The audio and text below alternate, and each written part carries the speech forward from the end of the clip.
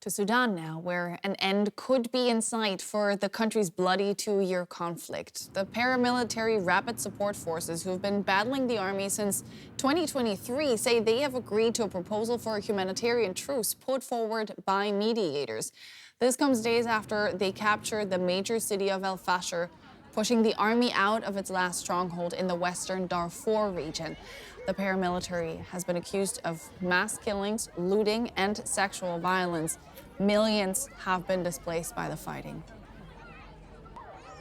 Earlier, I spoke to Sudanese political analyst Dallia Abddelmoneim in Cairo and asked her what her reaction to the RSF accepting the humanitarian truce was and if she thought the army would also say yes.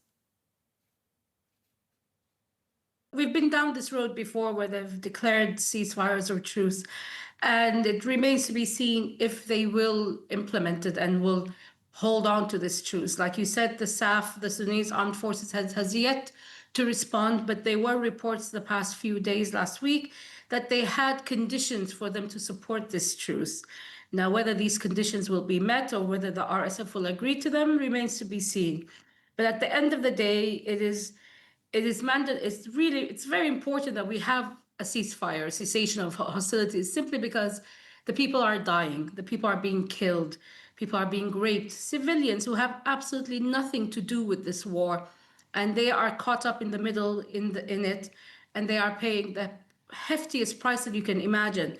I mean, the reports that we're still getting from el-Fasher is that the violations are continuing. Just because their cameras are switched off and they're no longer uploading their videos on social media does not mean that the RSF is actually respecting human rights law or respecting the civilians. They're continuing, mass graves have been detected by satellite imagery. And there's still reports of those who managed to get out of the amount of bodies that they see on their way out of el-Fasher. So I'm hoping that pressure from the mediators, mainly the Quad, which is made up of Saudi Arabia, UAE, Egypt, and the United States, will bear fruit and that there will be a cessation of hostilities, even if it's just for a few months. I mean, it's a baby step, but it's one step towards somehow alleviating, the horrors that the Sudanese civilians are subjected to and are living through. Yeah, you mentioned it, past ceasefires have failed. What do you think are the conditions that need to be met for a truce to actually hold under the current circumstances? Well, the backers of both armies need to lean in heavily on both the RSF and SAF to ensure that this truce does hold and that humanitarian aid convoys are allowed through and that civilians are given a safe passage.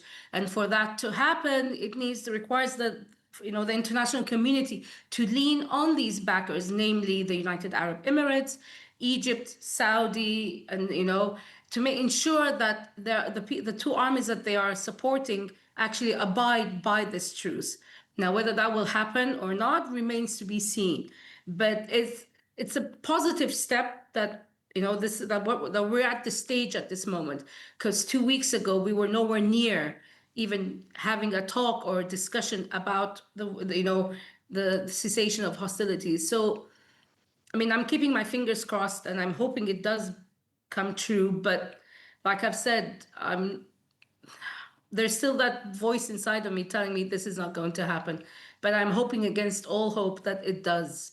Let's stay optimistic for a second.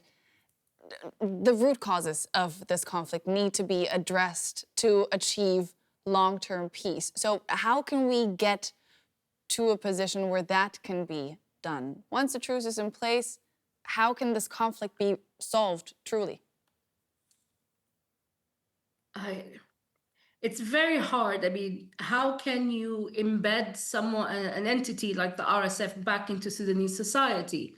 I mean, the Sudanese army is no angel. Their history is proof of that.